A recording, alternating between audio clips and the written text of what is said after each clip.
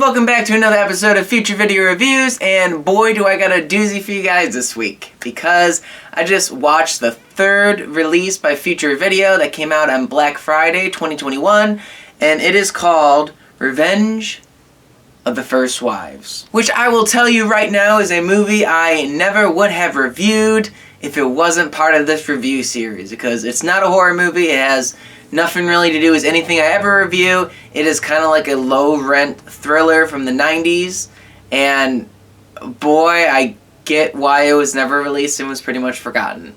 So, I'm not knocking on Future Video for this release, and I'm not knocking on the release that they put out, because it's actually kind of funny in a unintentional kind of way, and it's not the kind of movie that I typically watch. And they know that this is, like, trash. Like, there's zero people out there who are like, this is a great film. Like, I watched all their interviews for this, and everyone said, like, for a micro-budget movie, it was good. So, as a movie, it is not good. But as this movie that probably had, like, almost no budget to speak of, and I'll get to why in a moment, I totally get the appeal of it.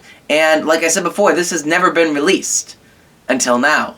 It was shot back in 1997 on video, so the quality is kind of like the equivalent of Zombie Army, which is a much better film than this.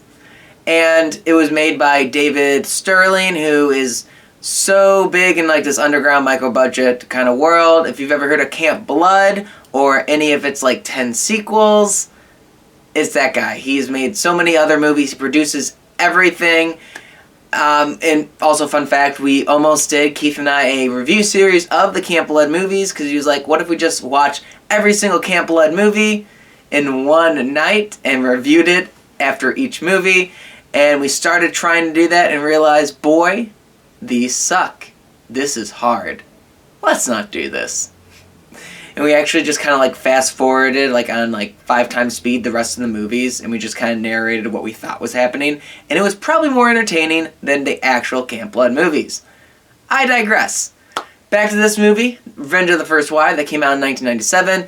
David Sterling put it out, and it was directed and written by a guy named Doug Demarco, who you probably don't know from anything, but he also stars as a character in this that I'll get to in a moment.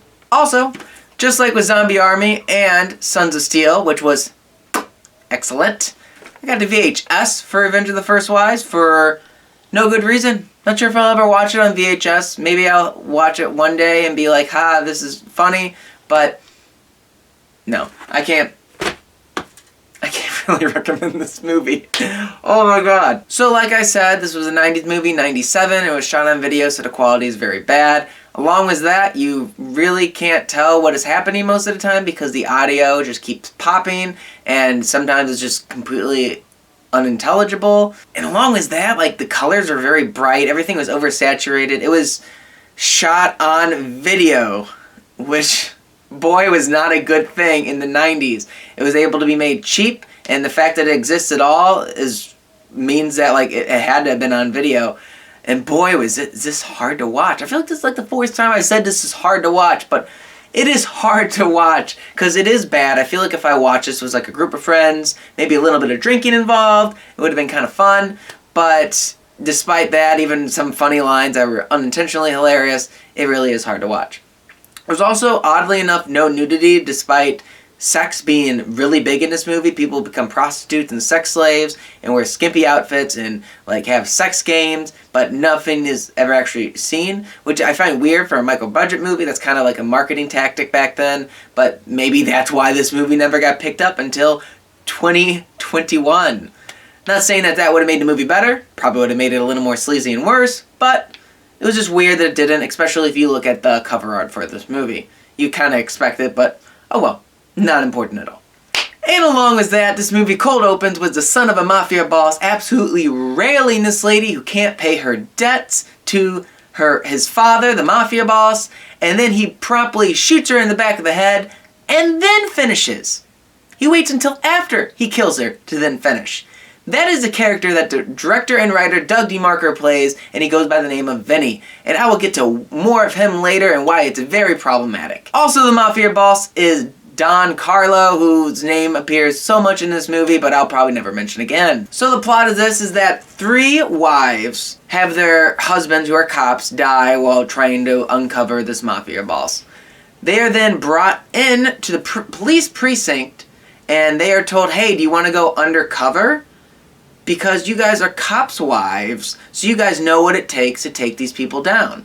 We're not able to take them down without this evidence, so you can go undercover and get the evidence and avenge your dead husbands. They also say that, oh, this isn't going to be dangerous, despite this being the exact thing that got their husbands killed, who are trained cops, not the wives of cops, who we don't even know if they are working. I think they are completely living off the pension from their husbands being a cop. So, also, I feel like there's a bad conflict of interest with that, because, you know, their husbands died from these people, but, you know, who cares? Let's just roll along with the movie. Now, the 3 wives take 3 different roles, one of which is completely obsolete. There is someone who becomes a drug dealer, someone who becomes a prostitute that gets in with a family, and there's also one that becomes a sex slave of the mafia boss. The main character, I would say, is probably the one that becomes a sex slave. She's the one that probably gets like the most dirt, and actually the one that makes a plot move forward, I would say. And then also the prostitute is along with her near the end. However, the drug dealer girl gets way too into it, seems like she's not trying to uncover anything, and she ultimately dies because she gets in a shootout with another gang just because she didn't like the way they gave, like what vibes they gave her, so one of the henchmen just kills her. And it's like, she did this absolutely crazy and stupid thing that was unrelated to the actual job she was supposed to be doing for the police, and gets herself killed. So she kind of deserved that. She was being pretty darn dumb. It is also super easy for everyone to infiltrate, like the prostitute and the sex slave are just like into the organization, no questions asked. But the drug dealer, again, they totally don't believe her and think she's insane because she is insane.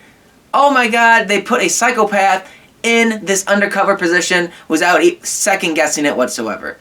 And I don't understand, because when they try to get this woman to, hey, do you want to be undercover? She immediately jumps at it and says, I don't care what you're going to say, I'm going to do it anyways. Red flag! Red flag! And she gets herself killed. Oh my god. That was one of the funniest parts in this movie. So, after many unintelligible scenes, many uncomfortable scenes, also a time when a sex slave just kind of spanks the mafia boss while wearing a dominatrix outfit for way too long. And in case you're wondering, the amount of time that is acceptable for that scene to be in a movie is 0. It surpasses that by quite a bit. And after that, after the drug dealer undercover one dies, they're like, okay, well, let's actually do our job now. Oh, this file folder that the Don has, yeah, that guy, that little thing there, yeah, that could bring him in. Maybe we should have thought about that earlier, but nope, that little file folder will do it. And then, throughout the movie, the sex slave kind of like gets in with the mafia boss's son, Vinny, and the 2 surviving women decide to confront him and say, hey, would you help us bring your dad down? He's done terrible things. And he's like, yeah, sure, I'd never realized the people I was killing had families. And they absolutely humanize him. And he becomes like the good guy in the end. And helping these women take it in, and nothing bad happens to this guy. Despite the opening scene, him killing a woman while having sex with her. And then finishing.